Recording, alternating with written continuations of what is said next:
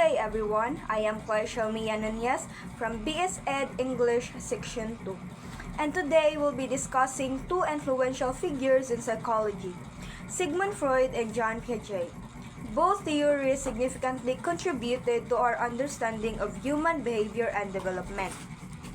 First is let's begin with Sigmund Freud. Sigmund Freud was an Austrian neurologist and founder of psychoanalysis. His theories focus on the unconscious mind and its role in shaping behavior. His famous theory is psychoanalytic theory, posits that the human personality is shaped by unconscious desire, early childhood experiences, and the interplay of the ID, ego, and superego.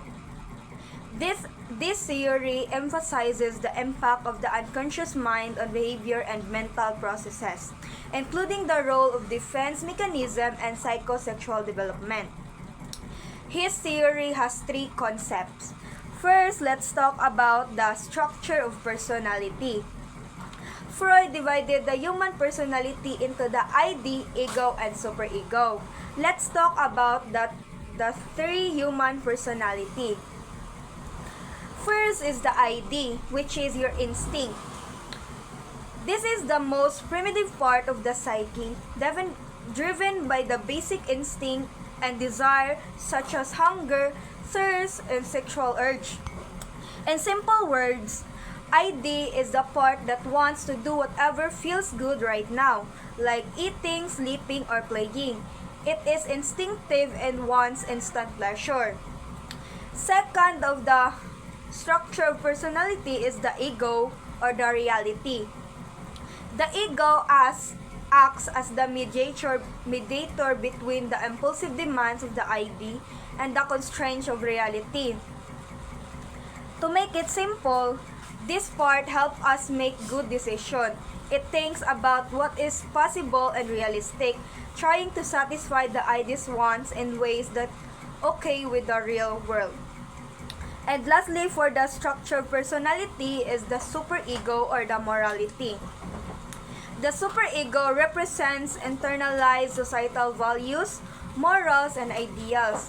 It functions as a moral conscience, striving for perfection and punishing guilt when moral standards are violated. To put it simple, this is our sense of right and wrong.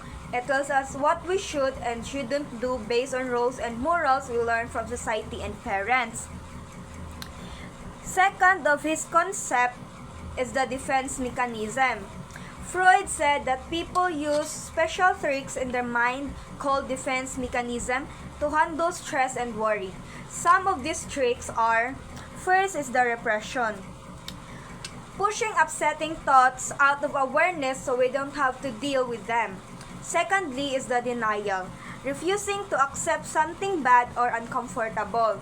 And lastly is the projection, blaming others or pointing out flaws in them to avoid facing our own problems.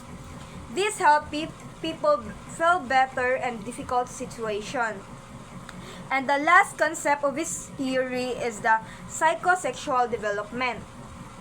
Freud's theory says kids go through different stages like oral, anal, phallic, latency, and genital, where they find pleasure in different things as they grow. Let's talk about what's psychosexual development.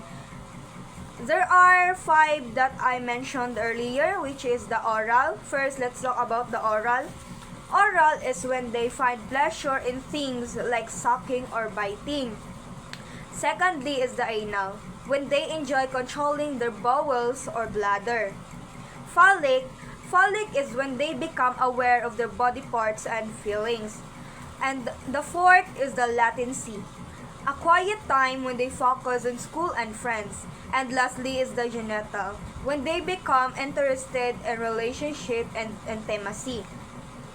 So, overall, Freud's ideas have a profound impact on psychology, psychotherapy, and culture. His theories continue to influence contemporary thought, and his concepts, like the unconscious mind and defense mechanism, are widely recognized. Now, let's move on to John Piaget. Jean Piaget was a Swiss psychologist known for his theory of cognitive development. He proposed that children progress through 4 stages.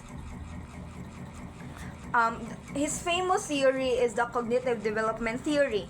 Piaget's cognitive development theory explains how children's thinking skills evolve as they grow.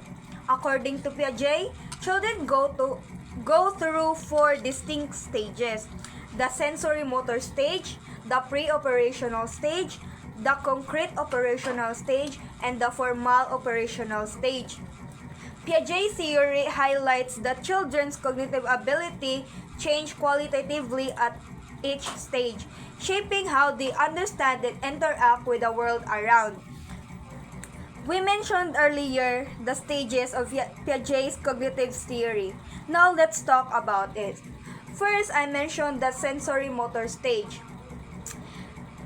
This one is that infants learn through sensory experiences and motor activities.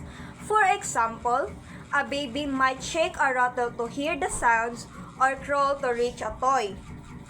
Secondly is the pre-operational stage, 2 to 7 years old. Children develop symbolic thinking but struggle with logical operations. For example, children might engage in a pretend play, like pretending a stick is a sword or a box is a car. And third is the concrete operational stage, 7 to 11 years old. Children can think logically about concrete objects and events. For example, kids can understand conservation, like realizing that pouring water into different sized glasses doesn't change the amount of water.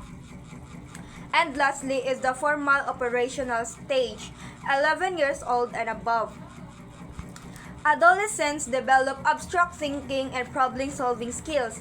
For example, they might ponder, what if everyone is telling the truth all the time? And that is his 4 stages of his theory, the cognitive development theory. Now let's move on to his K concept and Piaget's theory. First concept is the schema. Piaget's concept of schema refers to mental frameworks that organize and interpret information. Secondly and last is the assimilation and accommodation. Children adapt to new information through assimilation. Assimilation is fitting new information into existing schemas. And accommodation is changing schemas to fit new information.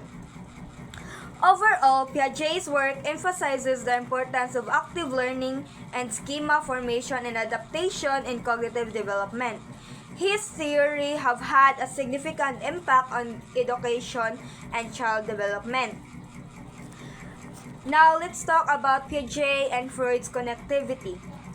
Piaget and Freud's theories both highlighted childhood as a crucial period, with Piaget focusing on the cognitive development through active learning stages, and Freud emphasizing the roles of unconscious drive and emotional development.